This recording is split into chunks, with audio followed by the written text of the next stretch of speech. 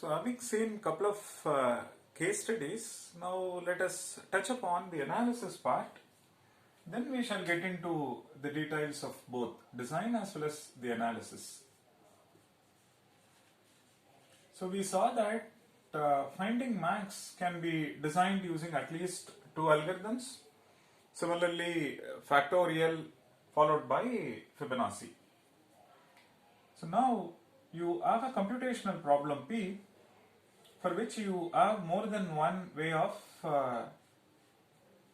solving P. Let's assume there are k different algorithms to solve P. Now we want to compare them. We want to compare them to arrange them in increasing order of some parameter, maybe time or space, so that one can talk about which algorithm is good, which algorithm is outperforming the other, which one is optimum, and things like that. So, natural thing is time and space. Now, space talks about number of locations or number of words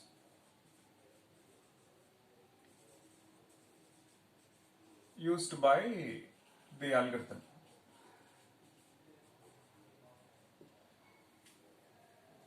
So, used by an algorithm solving P.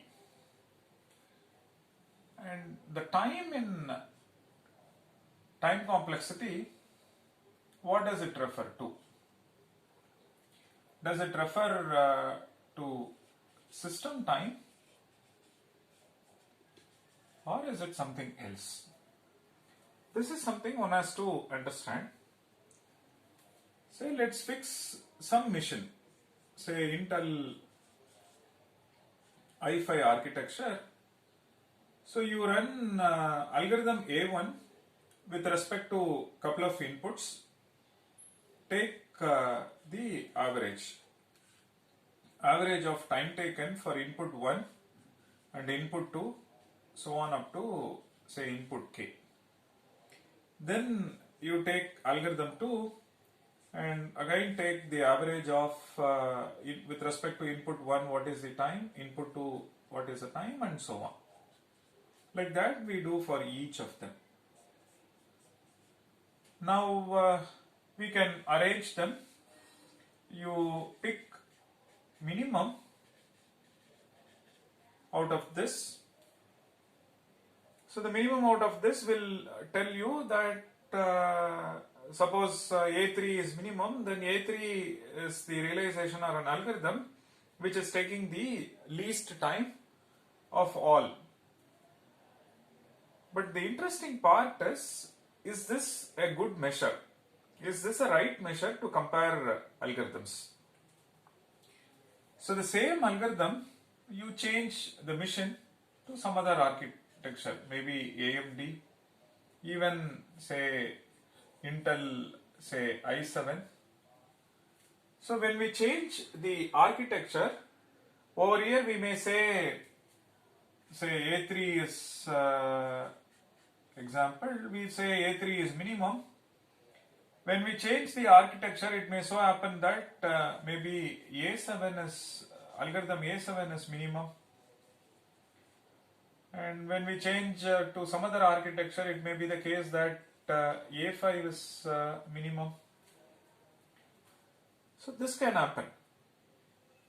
Not just that, even if you fix say one architecture, say Intel i5, and at this point in time, maybe at 10 a.m. you run the code, so you see that the time is say 10 microseconds. Same algorithm at different point in time, maybe say 17 hours. When you do it, you see that it is taking say 5 milliseconds. At other time when you are also running other programs, and the background some internet activity is also happening, maybe around say 19 hours, you see that it is taking some 50 milliseconds. So it is not a uniform measure, and it can change if you change the architecture. Even if you fix the architecture, if you change the time slot, you see a different performance. So it may so happen that you conclude A3 is minimum, but at a different point in time you see that A3 is taking more time, and so on. So we may not be able to conclude the right algorithm if we work with system time. Taking system time into account and comparing algorithms may not be a good measure. The reason is it depends on the underlying hardware or architecture. Even if we fix the architecture, if we change the time at which it is tested, the output or the system time you see might vary. Okay, so now we want a measure which is system independent. So we need a measure which is time is system dependent, and so what we want is a measure which is system independent. So is there a metric which will help us to compare algorithms which is system independent? Okay. So what we do is the following. So which means time in time complexity is not referring to system time, but it is referring to a metric which we shall see now. So what we do is, as part of time complexity analysis,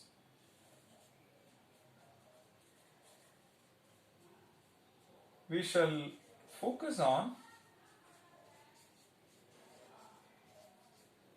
something called step count. What is that?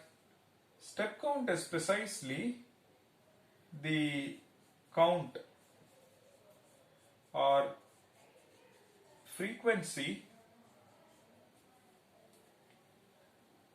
of fundamental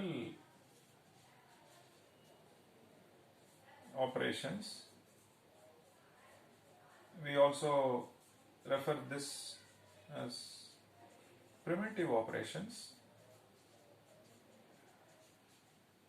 So the step count refers to the count of fundamental operations or primitive operations involved in the algorithm. Fix a computational problem, fix an algorithm, and you are interested in knowing how much time it takes. So time and time complexity refers to step count, which is this is our measure. This is our measure. It refers to count or frequency of fundamental operations involved in the algorithm. It could be a comparison, or it could be an addition. It could be some fundamental operation. We are interested in knowing how many times it is done. Now, is this a good measure? Is this a good measure, meaning are we close to the reality? In reality, we talk about system time, but when it comes to theoretical analysis, we don't focus on time because it varies depending upon the architecture as well as the time, and most importantly, it is system dependent measure. Are we close to the reality? Answer is yes. Once we get step count, suppose I know I am going to perform 100 comparisons with respect to algorithm A3. Now one can fix the architecture and say that for this architecture the time for comparison is say 1 microsecond, or we can even say the time, instead of talking about time, I can say I need 4 clock cycles to perform one comparison, which means for algorithm A1, if it is taking 100 comparisons, then you say it takes 400 clock cycles. So what we do, we just count how many times I perform so and so operation. Now to compare two algorithms, I just have to see the number of comparisons with respect to algorithm 1, number of comparisons with respect to algorithm 2, and so on. Now you choose the algorithm for which number of comparisons is least. Now it makes sense when we talk about primitive operations like number of comparisons or number of additions or subtractions, number of sum operations, you see that this measure is system independent. One can always make it to a system dependent parameter by bringing in appropriate architecture, by introducing clock cycles and the time for each clock cycle and so on. So what we will do as part of this course is something that we have seen so far, 3 case studies, finding maximum, factorial and Fibonacci. We shall define what do you mean by fundamental operations and of course primitive operations. Then we shall start counting how many times I perform this, and for each case study we have discussed at least 2 algorithms. So we count how many times a primitive operation is performed. We compare to comment about which algorithm is better over the other, which we shall discuss now. So time complexity is not referring to system time, instead it is referring to something called step count. And as far as space is concerned, we talk about how many locations or words we occupy when we execute or when we implement an algorithm. That will also depend on the architecture. For this architecture, it may be, because word size may vary, it may be 64 bits over here, this may be 32 bits and so on. So we will not bring a system specific parameter. Instead we will say it requires so many locations, so many words. And when you fix the architecture, you can say this program will occupy 10 KB of memory, this program will occupy 100 KB of memory and so on.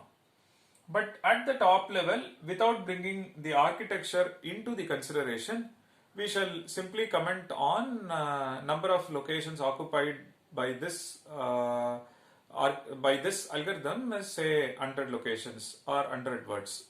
Now you bring the architecture will tell you location size is so much or word size is so much. You can calculate the appropriate size for the algorithm designed. So on one side you design and talk about the correctness. Then when you have multiple ways of solving the same problem, we need a measure to compare algorithms. That's when we bring in time and space complexity. We shall get into the details by looking at various case studies.